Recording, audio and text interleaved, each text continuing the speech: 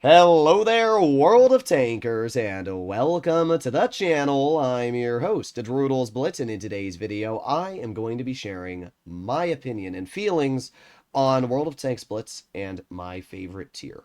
For many years, Tier 9 has been my favorite tier, and I'd still probably say that for the most part, Tier 9 is still my favorite tier in the game. It's pretty easy to understand why. Tier 9s are basically mini Tier 10s that have the ability to fight Tier 8s, but also have the ability to fight Tier 10s. So it's kind of this nice medium where you're a really strong vehicle. When you're up against Tier 8, you bully and you dominate. And even when you're fighting Tier 10s, you're still pretty strong and can counter them. And I really like that. Tier 9s are great, and a lot of them are incredible, like the Conqueror, the T-30, the 7.5.2, the Sharfie Chair 4. So Tier 9 is still probably my favorite tier in the game. It's Tier 10 without the cringe. Tier 8, I think, is now my second favorite tier, and then Tier 10 is my third favorite. Tier 10, for a while, was always one of my favorite tiers to play in because of the fact I felt like my skill and confidence in the battlefield could influence the games. However, it seems ever so lately that it is less and less of an importance on skill and just more down to if you drive an overpowered tank or not. A great example is the WZ-113 GFT or the VK-72. If you drive those two tanks in the current matchmaking as a decent player, your chances of winning are probably 10 to 15% higher than if you were to drive, let's say, a BZ-75 or an Object 260. And it just seems less about skill. And the reason why is because turbo battles. Wargaming themselves have admitted in a news post that they announced that turbo battles are plaguing the matchmaker and they are a problem. They themselves admitted it. When you have a company that really likes to shield its problems and act like they don't exist, and they admit to that as a problem, then clearly there's something going on with the matchmaking and the player base. And whatever it is, right now the game is in a pretty bad spot, especially in Tier 10. And you might wonder, okay, well, why is Tier 10 in a worse spot than something like Tier 8? Well, there's two different reasons. The first one is really simple to understand, and that is the constant rebalancing of Tier 10. Every single, year, or it's more like 8 months, Wargaming rebalances Tier 10. And they technically rebalanced it 2 times this time because they did all the equipment changes, which obviously affected penetration and DPM and all the characteristics of your tanks. But now they're also planning to do another massive rebalance, either next update or the update after.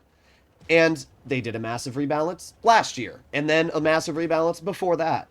And each time Wargaming rebalances the game, they completely change the dynamic, the meta, and it just causes people to not know what to do, how to play the game. And I think that's one of the major reasons that you see a lot less skill and a lot faster games, because people aren't driving the same tanks they used to.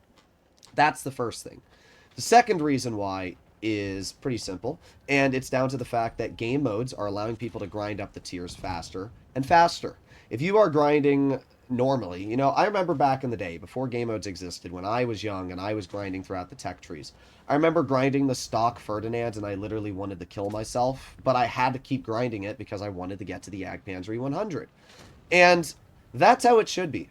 You should be punished for playing bad, rewarded for playing good, and the amount of credits and XP you get directly correlates to how well you do in battle. A lot of people always complain, oh, I don't earn credits in game, and to be honest, it's probably just because you aren't doing very well. If you're doing well in the game, you're going to earn credits. That's a fact, because when you get high calibers, and when you get aces and every type of badge, you get credits. I've had games where I've averaged over 300,000 credits multiple in a row due to mastery badges. So if you're a new player and you're struggling to get credits, it's usually because of the fact you're not playing the game properly. But what a lot of people do is instead of learning from their mistakes, they go into game modes, they accelerate their grind throughout the tree, and then they get to tier 10 not really knowing what they were doing. I actually had a great example of this yesterday. I had a player, I was in the World of Tanks official Discord, and there was a player complaining about his team or something, and I saw his name and I looked up his account on BlitzStars, and he had 360 games, a 42% win rate, and like 1,000 average damage in tier 10. And he's a new player, so I'm cutting him slack. But the thing that definitely got me was when he said, I looked at his stats and then I asked him without really insinuating anything. I just said, um, like, do you like your teammates? Why do you think you might struggle to win in the game?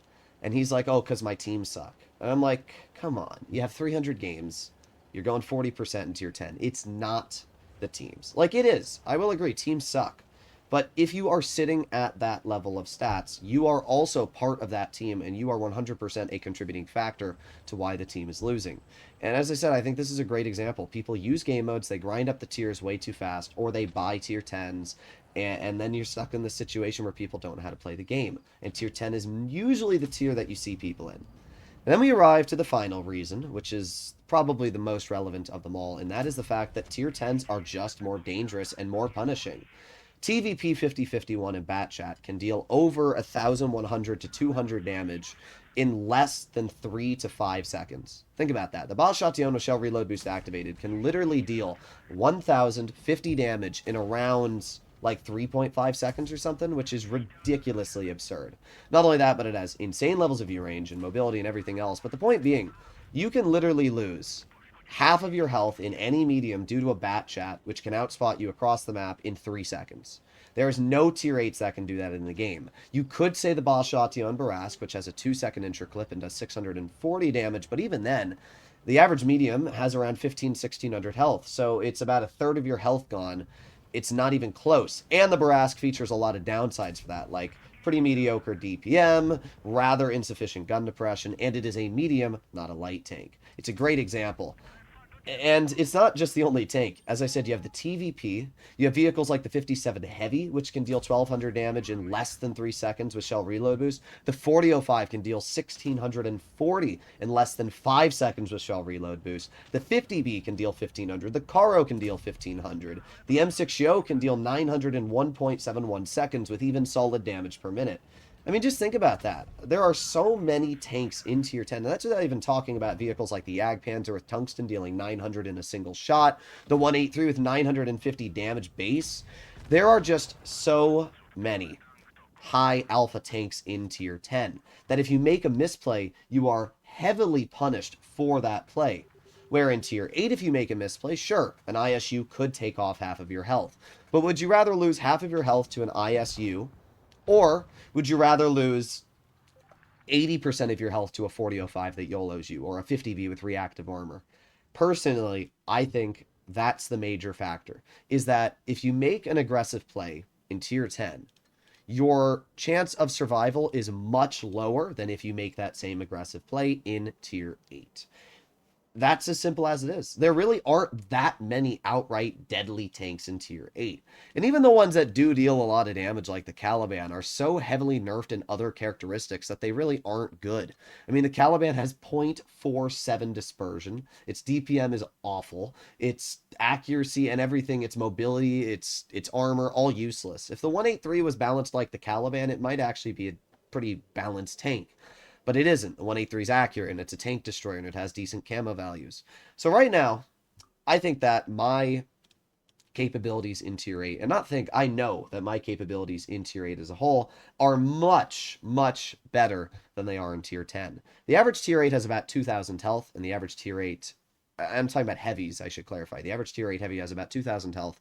The average tier 8 heavy DPM is around 2,000. So it takes about a minute for a tier 8 to kill another tier 8 heavy. The average tier 10 heavy has around 2,700 DPM and has around 2,500 health. So it's faster to kill a tier 10 heavy than it is to kill a tier 8 heavy. And that's without even adding in autoloaders to the equation. And it's not just the DPM of heavies, it's mediums. You look at tier 8 mediums, and the highest you're going to find is around 2,800, like an Indian Panzer or a vehicle like the Pershing. But those are so heavily nerfed in the other characteristics, they're not even that big of a threat. The average medium in tier 8 has around 22 to 2,300 DPM. The average medium in tier 10 has around 3,300 DPM. That is a massive increase. And again, it's a great example of how you go from what is normally a pretty balanced DPM value, which would take 40 plus seconds to kill the average medium, to now in tier 10, if you have 1,800 health as a medium, it only takes 30 minus 30 seconds if you're using adrenaline to kill another tier 10 medium. So you can understand why I think tier 10 is just falling apart. The DPM compared to hit point value is just too high. It's the same problem I have with World of Tanks PC. You make one poke and you just insta-die. I don't find that fun. I feel like as an arcade-based game, you shouldn't be as heavily punished for making a bad play. Now, yes, YOLOing out in the open, you should die. But I think that if you make one poke, you shouldn't lose 1,200 health to a 183 or 900 to a double shot yo because you poked your track wheel out for half a second. So that's how I see it. I have personally been enjoying Tier 8 a lot lately because of the fact that in Tier 8, what you do makes a bigger impact in the battle than it does in Tier 10. The game isn't constantly getting rebalanced in Tier 8, and there are more tanks to choose from. Let me know what you guys think. Let me know if you agree. Let me know if you disagree, and I'll see you all in the next one. Bye-bye.